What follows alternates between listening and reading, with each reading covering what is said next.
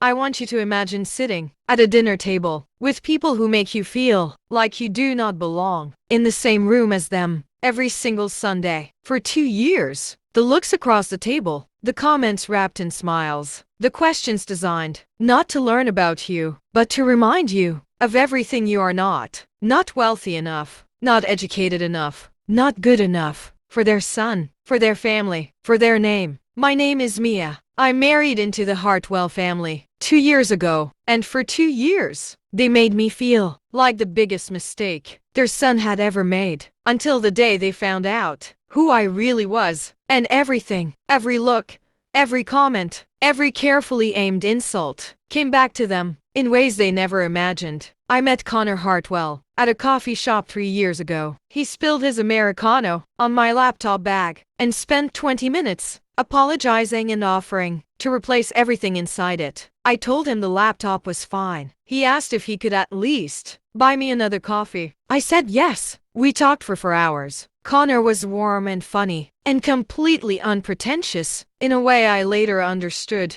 was either genuine or the most sophisticated performance I had ever encountered. I believe it was genuine. Connor has never been the problem. He told me on our third date that his family had money. He said it almost apologetically, like he was warning me about something complicated, rather than sharing good news. I understood why. The first time I met them, the Hartwell family had been wealthy for 3 generations. Old money, the kind that comes with opinions about everything and everyone, and a very precise understanding of exactly where you sit in the world's hierarchy. Connor's mother, Patricia, was elegant and razor sharp, and had decided within the first 5 minutes of meeting me that I was not what she had planned for her son. I was 26 years old. I had grown up in a modest home in a small town. My mother was a nurse. My father had worked in construction. I had a college degree from a state university. I had a job I loved as a graphic designer at a small agency. I was not wealthy. I was not connected. I did not summer anywhere, or belong to any clubs, or know the right people. In Patricia's world, I was nobody, and she made sure I never forgot it. Connor's father, Richard, was quieter about it. He simply looked through me at family gatherings, the way you look through a window rather than at it. Connor's sister, Brooke, was the cruelest of all. She had a talent for insults, dressed as compliments that I had never encountered before, and hope never to encounter again. "Oh, Mia, what a sweet dress. Did you find it on sale? I love that you're so practical. Mia, you must be so proud of Connor's work. It must be nice to have a partner who is so successful. I am sure your family does the best they can with what they have." Every Sunday dinner, for 2 years, Connor addressed it. Every time he witnessed it, he defended me consistently and genuinely, but he could not be beside me every moment, and the Hartwells knew exactly when he was not watching. The breaking point came at the Hartwell family annual gala, a charity event they hosted every year at their estate. 300 guests, the city's most prominent families, a string quartet, a catered dinner that cost more per plate than my monthly grocery budget. I wore a dress I had saved for. Connor told me I was the most beautiful woman in the room. I believed him until Patricia's moment. She was giving a speech, welcoming guests, acknowledging family members. She mentioned Richard. She mentioned Brooke. She mentioned Connor. She did not mention me. I was Connor's wife of 18 months, standing in the front row of her own family's event, and I did not exist. In her speech, Connor reached for my hand. I felt him squeeze it. Then Brooke leaned close from my left side and whispered, "Do not take it personally, Mia. Mother mentions people who matter to the family legacy. It is just how these things work." I looked straight ahead. I did not cry. I did not leave. I stood through the entire evening with my head up and my hand in Connor's and a smile on my face. That cost me everything I had. That night I made a decision. I was not going to keep absorbing this quietly. It was time for them to find out exactly who they had been dismissing for 2 years. Here is what the Hartwell family did not know about me, what nobody at that gala knew about me, what I had deliberately never mentioned because I had wanted, naively, genuinely, to be accepted for myself. and not for anything else. My grandfather was Thomas Reed. Thomas Reed had founded Reed Digital Media 40 years ago. Reed Digital Media was one of the most successful independent media companies in the country. When my grandfather died 4 years ago, he left his entire estate equally to his 3 grandchildren. I was one of them. My share of the inheritance, which I had kept quietly in investments and trusts, managed by a financial advisor named Catherine Park, was valued at the time of the gala at approximately $19 million.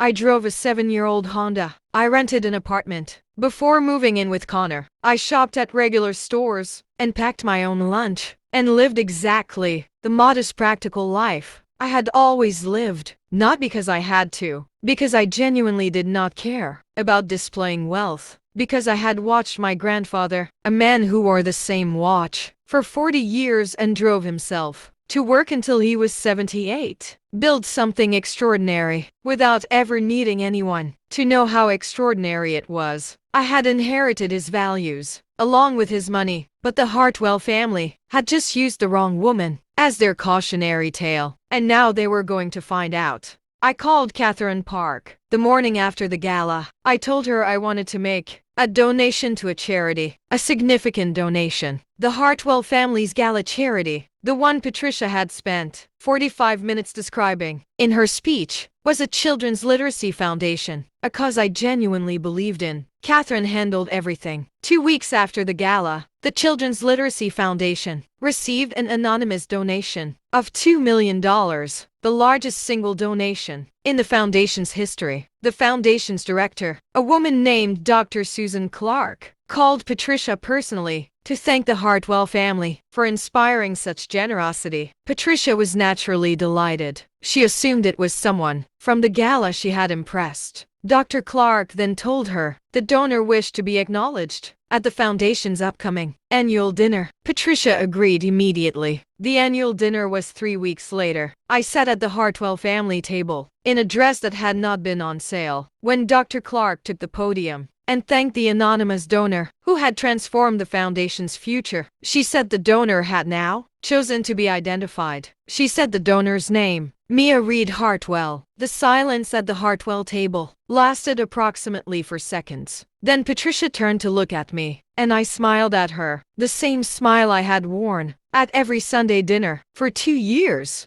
The weeks after the foundation dinner were extraordinary. Patricia called me the next morning, not to apologize immediately. Patricia was not the kind of woman who led with apology. She called to ask questions about my grandfather, about Reed Digital Media, about my financial situation. I answered every question calmly and completely. When she finished asking, I said, "Patricia, I want to be clear about something. I did not tell you any of this before now because I wanted to be accepted by this family for who I am, not for what I have. For 2 years I have been made to feel unwelcome in my own marriage by people who decided I was not worthy before they knew me at all. I am telling you this now, not to impress you, but to make sure you understand that the woman you dismissed was never who you thought she was, and the woman I am, with or without the money, deserved to be treated with respect from the very first Sunday." Complete silence on her end. "Then, you are right,"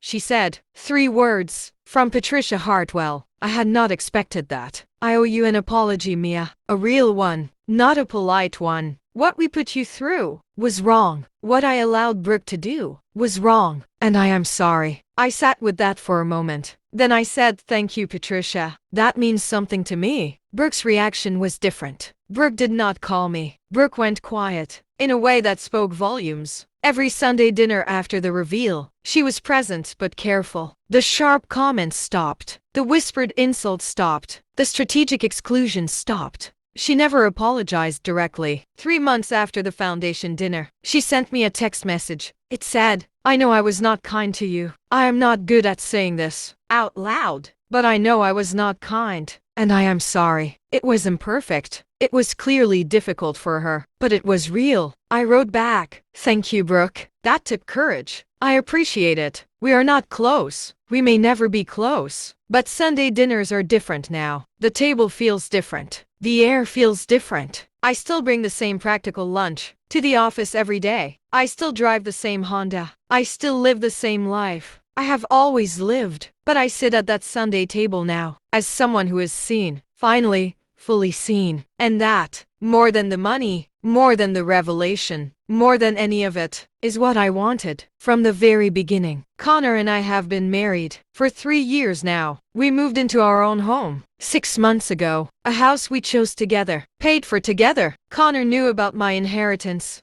before we got married. I had told him everything. On our 6th date, he had looked at me for a moment and then said, "Does this change what you want for lunch?" Because I was thinking sandwiches. That is the man I married. The foundation donation opened something unexpected. Dr. Susan Clark and I have been working together on a literacy program for children in underserved communities. We launched it 4 months ago. It is the work I am most proud of in my entire life. My grandfather would have loved it. Patricia attended the launch event. She sat in the front row. At the end, she found me in the crowd and said, "Your grandfather raised you well." I thought about my grandfather, his 40-year-old watch, his practical, sensible life, his extraordinary quiet legacy. He really did, I said. And for the first time in 3 years of Sunday dinners, Patricia Hartwell hugged me. If someone is making you feel like you do not belong, stay. Not for them, for yourself. Know your own worth so completely and so quietly that when the moment comes to show it, it speaks for itself. You do not have to prove anything to anyone, but it feels extraordinary when the truth finally does it for you. Thank you for being here with Drama Hub Stories today. Subscribe for a powerful new story every single day. And tell me in the comments, would you have revealed your wealth sooner? Or would you have handled it differently than Mia? Comment below. I read every single one. See you in the next story.